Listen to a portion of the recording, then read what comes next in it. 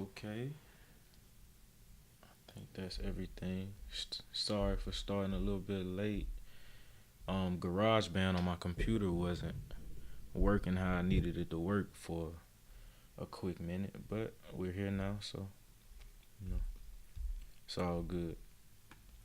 So that being said, most of you probably already seen the picture for today. So today we talking about losses, and before we do all that, welcome to the Unconquered Fam podcast, where the premise is positivity, the source is love, and the outcome is peace. Hopefully, peace, whatever that means to you.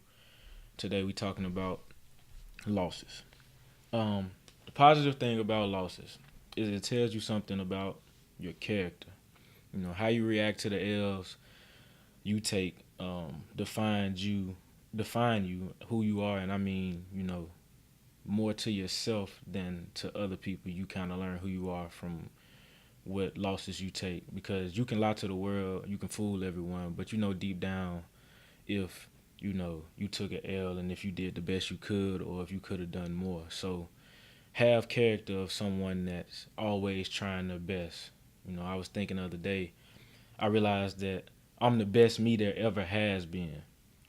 And no one is more me than me. And that's the same for you. It's not possible for them to be. So I say all that to say if you're always being the best you can, putting your best foot forward, in the given circumstances, then you'll never truly lose. You'll rather just find more out about yourself and become more of a master of yourself. And these situations are constantly coming where we're winning and losing, and it's effortless, but until you're aware of the lessons you're learning, you'll make the same mistakes over and over again, and you won't really learn like you're supposed to when you take a loss.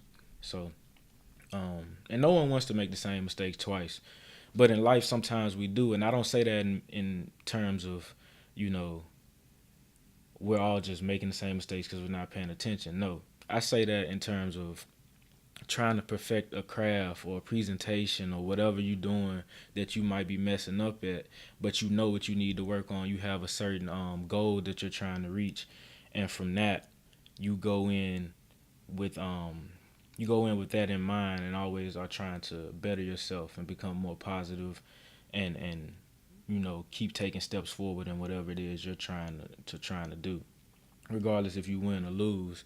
As long as you're aware, you're never really losing. You're always really learning and becoming better for the next situation that you're presented with.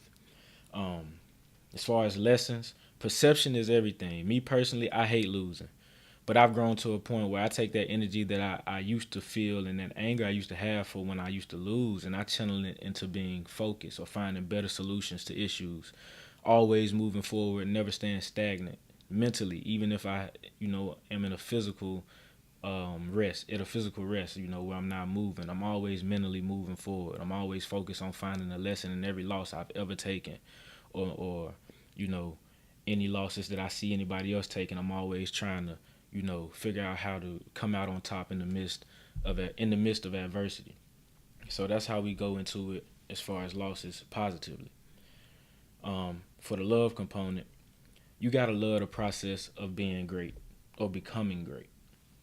Even if you're undefeated in competition, you had to take a loss in your preparation to ensure that you were ready, and that takes sacrifice. And the hardest part about that is there's no assurance that you will make it to where you want to go just because you sacrifice. But you will be where you need to be at the time you need to be there if you do if you do sacrifice, and you do, prepare yourself for whatever it is you're taking on as far as a win loss situation. And this is a kind of I made up. I think I made up a word. Oxymoronic concept for me, being that I'm an athlete. Because unless you're weird, you don't really like training until you're about to catch a full body cramp or something like that.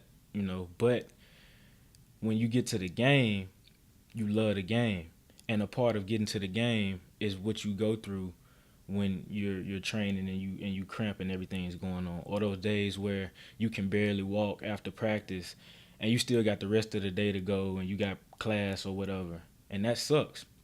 But if you're faced with not being able to do those things like I was because of unfortunate circumstances, you realize how much you miss being able to do those things and reaping the benefits of the sacrifices you were making and the memories you made along the way and those who you made them with.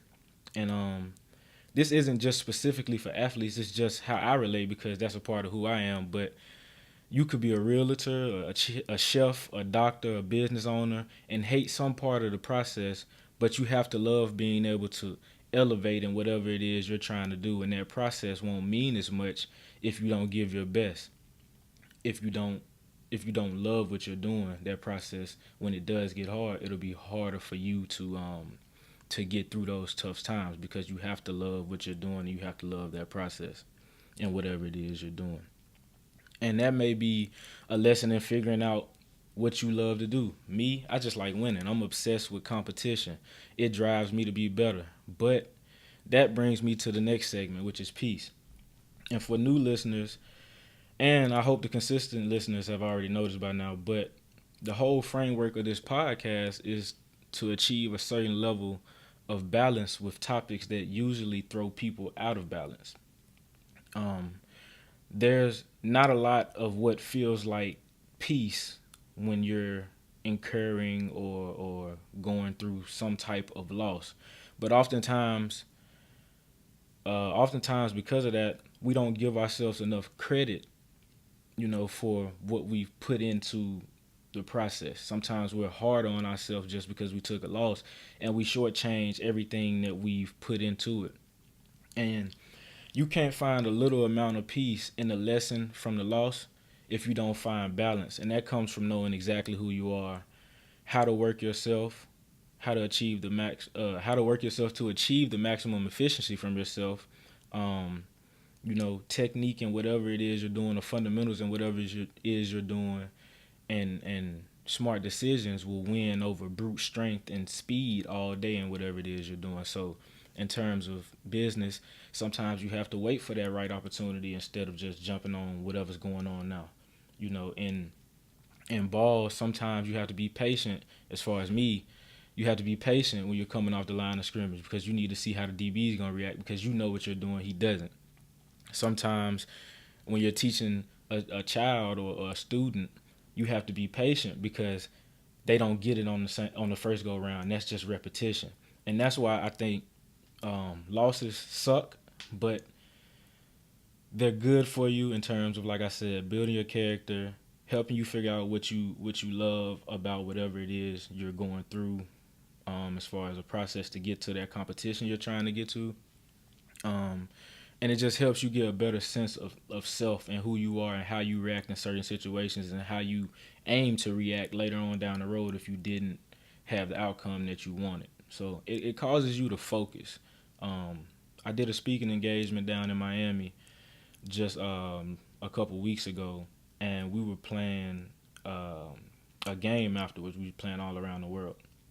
And a kid got upset to the point where he just took himself totally out of the game, out of the midst of what was going on, enjoying the moment and really just being a part of something good at that point in time. And I had to pull him to the side and I talked to him and I said, "Okay, so why are you mad?" And he said in so many words, he was upset because he felt like somebody else was uh, trying to control everything or something like that. And it came to the point where you realize that it's two young boys that are growing and they're both leaders in a sense, as my frat brother would say. And he was mad because he felt like somebody else was trying to control him, and the other guy wasn't even worried about it. So what I told him, I was like, look where you are right now. This anger that you have is irrational, first of all, because before we even started playing, you said, "Oh, I can bomb you up talking about football. We playing basketball. You said it's not even your sport, but you'll play." So now you're mad about a game that's not even in your wheelhouse. So I said, look, if you gonna get mad, use that energy you're mad about and get focused. Figure out how to be better. And if you're better and you got somebody on your team or somebody around you that's not as good, then figure out a way to get them better or get them in gear so you can come in and you can dominate. Because if you're not gonna do that, then being mad doesn't do anything for you. I understand being upset about a loss. I don't like it. I hate losing. But you can't let that take you out of your frame of focus. And I hope that he got what I was trying to say to him in so many words, because that's where I feel like a lot of people are in their life. The point where they're upset, they're mad, and it's taking them out of focus. And it just prolongs the amount of time you spend dealing with the loss. Losses don't have to last forever. Like, the effects of losses don't have to last forever. But when you sit back and you're angry or you're sad or you're mad and you stop your focus on moving forward, then you get into a situation where you're stagnant, and now you're more frustrated about other things that are going on because you see things happening around you. So, with all that being said, man, I appreciate y'all tuning in. Uh, like I said, life ain't been just making it easy for me to do this as consistently when I first started, but I try to do it every 2 weeks. Um, I might double up this weekend, next week to get me back on track. But yeah, man, I appreciate everybody listening. I hope it's a message for somebody out there. I hope whoever watches this later gets something out of it. If you're going through a loss or you're in a situation where you're wondering if the process is worth what you're doing and all of that, then you sit back and see, all right, that makes a lot of sense, and I can move forward now. I'm not mad. I'm not angry or sad or anything. I'm just focused, and nobody can knock your focus off, because if you're focused on something, you can only get unfocused by actually giving something else your time or your attention. And time is the most valuable thing in the world, not money. So own your time. I appreciate it. I'm out.